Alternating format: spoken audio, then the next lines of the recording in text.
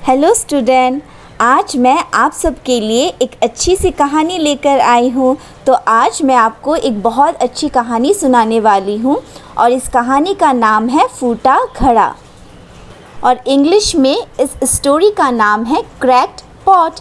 Pot का मतलब होता है मटका, जहाँ पे हम पानी रखते हैं ना, और क्रैक्ड का मतलब होता है थोड़ा सा टूट जाना। ठीक है, क्योंकि जो मटका होता है वो मिट्टी का बना होता है ना, अगर हम उसे फेंक दें या ज़ोर से कहीं पे रख दें तो वो मटके में थोड़ा सा छेद आ जाता है ना, मटका थोड़ा सा टूट जाता है। तो ये कहानी में क्या होता है ये मैं अभी आपको बताने वाली हूँ।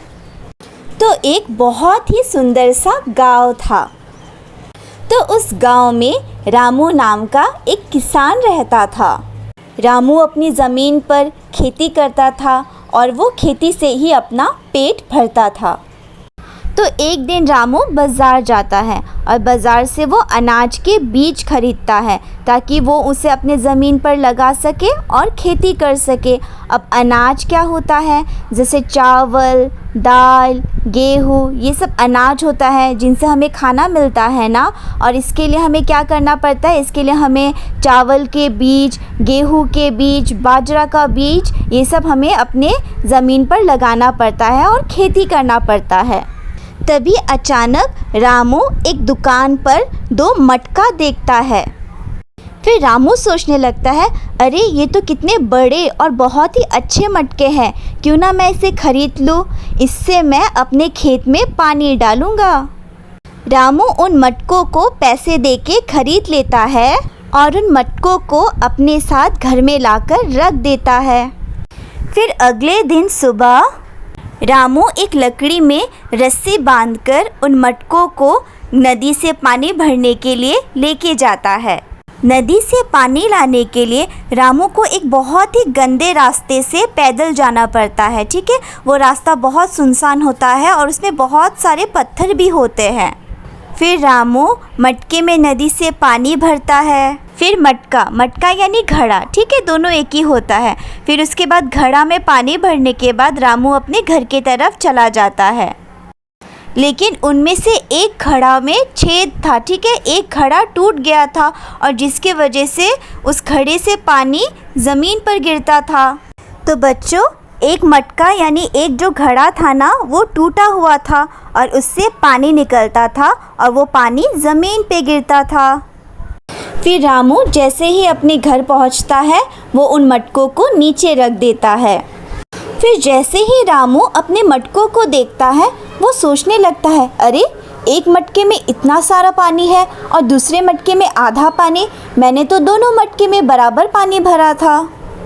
फिर तभी रामू समझ जाता है कि उसका एक मटका थोड़ा सा टूट गया है, जिसके वजह से उसमें छेद आ गया है और पानी नीचे गिरता है।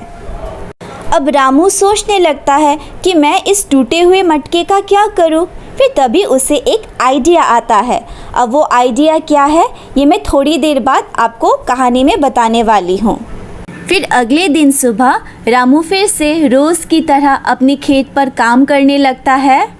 उसके बाद फिर वो नदी से पानी लाने के लिए चला जाता है। फिर जैसे ही वो अपने मटकों को घर पर रख देता है, फिर वो टूटा हुआ मटका रोने लगता है और कहने लगता है, मैं एकदम अच्छा घड़ा नहीं हूँ, मैं अपने मालिक के लिए कभी भी पूरा पानी नहीं लाया, मेरे मालिक इतना मेहनत करते हैं, मैं फिर भी उनकी कुछ नहीं मदद कर पाता हूँ, मैं एकदम अच्छा मटका नहीं हूँ। फिर जो अच्छा वाला मटका होता है ना, वो टूटे हुए मटके से कहता है, हाँ, तुम्हें तो शर्म आनी चाहिए, तुमने आज तक कोई भी अच्छा काम नहीं किया है। मुझे देखो, मैं रोज़ इतना सारा पानी लाता हूँ और तुम हमेशा आधा पानी लाती हो। ये सुनकर टूटा हुआ मटका और ज़ोर ज़ोर से रोने लगता है। फिर रामू उस रोते हुए मटके से पूछता है कि तुम क्यों रो रहे हो। फिर वो मटका बोलता है कि मालिक, आप मुझे प्लीज़ नदी के पास पानी भरने के लिए मत लेके जाइए, मैं आपके लिए कभी पूरा पानी नहीं ला पाता हूँ, मुझे बहुत शर्म आती है।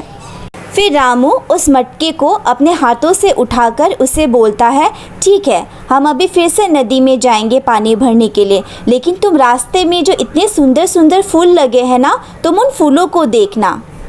फिर रामू जैसे ही नदी से पानी भरकर वापस अपने घर जा रहा होता है ना, तो रास्ते में उस टूटे हुए मटके को बहुत ही सुंदर सुंदर फूल दिखाई देते हैं। तो उन फूलों को देखकर टूटा हुआ मटका बहुत खुश हो जाता है। वो टूटा हुआ मटका घर पहुंचते ही फिर से रोने लगता है और मालिक से कहने लगता है, देखिए मालिक, इस बार भी मैं आपके लिए पूरा पानी नहीं ला पाया। आप मुझे कहीं फेंक दीजिए, मैं आपके किसी काम का नहीं हूँ। फिर उस टूटे हुए मटके को रामू अपने हाथों से उठाता है और बोलता है, अभी मैं तुम्हें कुछ बताने वाला हूँ जिसके बारे में तुमने कभी ध्यान नहीं दिया। याद करो, जब हम रास्ते की तरफ आ रहे थे तो तुमने बहुत सारे फूल देखे थे।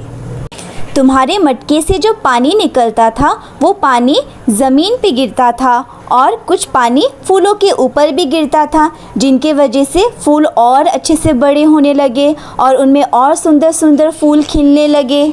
आज तुम्हारी वजह से इतने सारे फूलों को पानी मिला, जिसके वजह से आज ये सब ज़िंदा है। इस रास्ते में पहले एक भी फूल नहीं था, लेकिन जब से तुम्हारे मटके से इन फूलों को पानी मिला, आज देखो यहाँ पे कितने सारे फूल खिलने लगे हैं और ये सब तुम्हारी वजह से हुआ है। फिर रामू मटके से कहता है, मुझे पहले से मालूम था कि तुम्हारे मटके में छेद है, जिसके वजह से तुम्हारे मटकों में से पानी गिरता था। फिर भी इस कमज़ोरी को मैंने तुम्हारा ताकत बनाया। इस कमज़ोरी की वजह से मैंने तुम्हें कभी नहीं फेंका और मैंने सोचा कि क्यों ना इस कमज़ोरी को तुम्हारा ताकत बनाया जाए और अच्छे कामों में इसे लगाया जाए। आज तुम्हारी वजह से उन फूलों को मैं बाज़ार में जाकर बेचता हूँ, मुझे उसमें से अच्छे पैसे भी मिलते हैं और उसके साथ मैं खेती भी करता हूँ, तो मेरी ज़िंदगी बहुत अच्छे से गुजर रही है। ये सब सुनकर टूटा हुआ मटका बहुत ज़्यादा खुश हो गया। तो स्टूडेंट, इस कहानी से हमें क्या सीखने को मिला? What is the moral of the story? Never be ashamed of your imperfection. Many times this imperfection are a blessing in disguise. मतलब हमें कभी भी अपने कमज़ोरी पर हमें शर्म नहीं करना चाहिए, ठीक है।